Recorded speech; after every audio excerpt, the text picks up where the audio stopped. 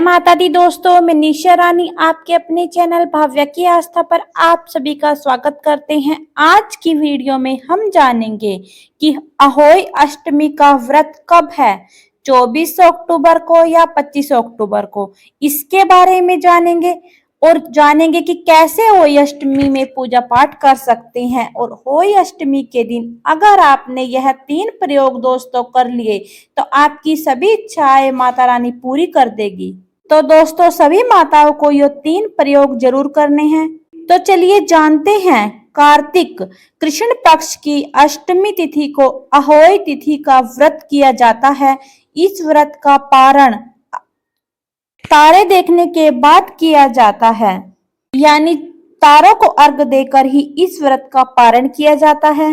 अहोई अष्टमी का जो व्रत होता है वह संतान की लंबी आयु के लिए, संतान की तरक्की के लिए, संतान की खुशहाली के लिए ही करा जाता है। तो दोस्तों पंचांग के अनुसार जो अष्टमी तिथि है वह 24 अक्टूबर को सुबह 1:18 से शुरू होकर 25 अक्टूबर को सुबह 1:58 तक रहने वाली है। यानी उदया तिथि के अनुसार यह व्रत 24 अक्टूबर को ही रखा जाएगा। अब बात करते हैं कि किस प्रकार से अहोई अष्टमी के व्रत में पूजा पाठ करनी चाहिए कि इस बारे में जान लेते हैं। तो सबसे पहले प्रातःकाल सुबह उठकर स्नान आदि से निर्वृत्त होकर साफ सुथरे कपड़े पहने। उसके बाद आप एक लकड़ी की चौकी ले सकते हैं या फिर ऐसे ही सफाई करके लाल रंग का वस्त्र बिछाकर अहोई अष्टमी की फोटो स्थापित करनी है। जी हाँ दोस्तों, अहोई अष्टमी माता की फोटो या कैलेंडर आप लगा सकते हैं या फिर आप दीवार पर गेरू से अहोई अष्टमी का चित्र भी बना सकते हैं। अहोई माता बनाई जाती है दोस्तों। साथ ही साथ उसके बाद आपको करना क्या है, ओम श्री गणेशाय नमः, ओम गंगणपते नमः, ओम वक्रतुंड महाकाय सूर्यकोटि समप्रभ निर्विघ्नं करो मे देव सर्व कार्येषु सर्वदा। ये सबसे पहले गणेश जी का पूजन किया जाता है। याद रखिएगा, किसी भी पूजन में सबसे पहले गणेश जी का पूजन किया जाता है। गणेश जी को याद करके दीपक जलाएं। उसके बाद आपको व्रत का संकल्प लेना होता है, क्योंकि संकल्प के बिना कोई भी व्रत आधा अधूरा माना जाता है। इसके बाद सीधे हाथ में थोड़े से चावल रखे, थोड़े से जौ रखे, कुछ दक्षिणा रखे। उसके बाद संकल्प ले कि हे अहोई अष्टमी माता, हे पार्वती माता, मैं अपनी संतान की लंबी आयु के लिए, खुशहाली के लिए मैं ये अहोई अष्टमी का व्रत करने जा रही हूँ। कृपया इसमें कोई अगर मुझसे भूल चूक हो जाए, मुझे अज्ञानी समझकर हमें माफ करे, हमारा यह व्रत सफल बनाए, इस प्रकार का आपको संकल्प करना है। उसके बाद आपको ओम पार्वती देवी नमः यह मंत्र बोलकर अहोई अष्टमी जो अहोई माता है उसने आपको तिलक लगाना है।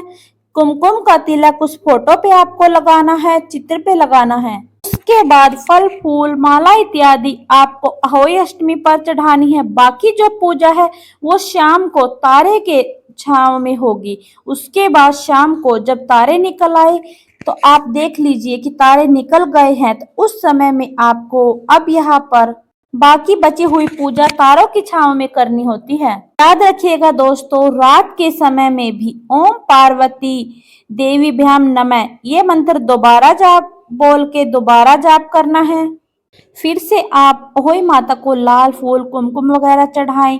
16 श्रृंगार माता रानी को चढ़ाना है। फल फूल मिष्ठान आपको चढ़ाना है। खासकर शाम के समय पर हलवा पूरी बना ले और वह अहोई माता को चढ़ाए। उसके बाद आपको अहोई अष्टमी व्रत कथा का श्रवण करना है। अहोई माता की आरती करनी है। अपनी सासू माँ के लिए बायना निकाल कर रखना है। उसमें आप वस्त्र श्रृंगार का सामान जो भी दक्षिणा वगैरह आप चाहो भेंट कर सकते हैं।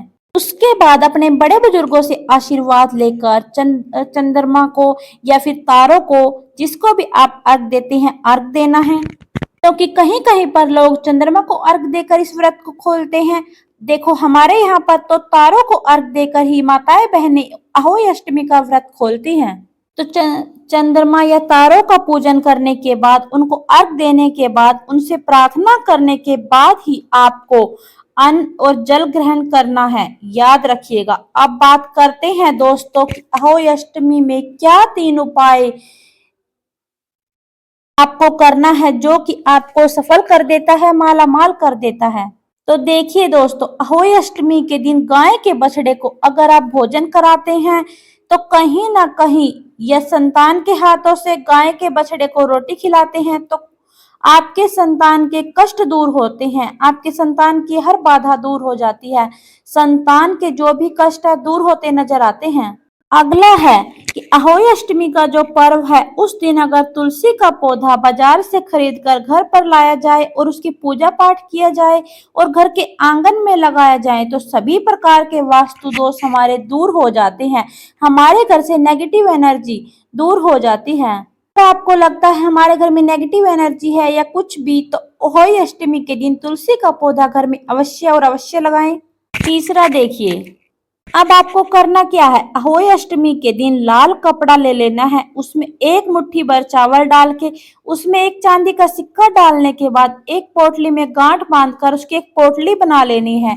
आजकल के जो उपाय होते हैं ये बहुत ज्यादा फलदायी होते हैं। तो दोस्तों आपको एक पोटली बनानी है और अब वो जो पोटली है उसको जब आप अहोई अष्टमी की पूजा कर रहे हैं शाम के समय, तो उस समय पर अहोई अष्टमी के माता के चढ़ानी है।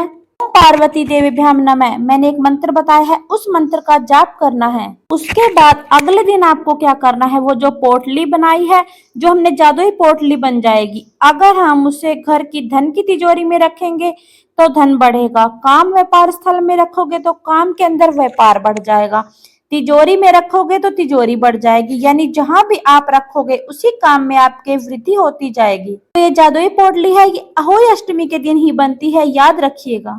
तो दोस्तों आज की वीडियो में इतना ही। आप सभी माताएं बहनों का अहोई अष्टमी का व्रत सफल हो ऐसी मैं कामना करती हूँ।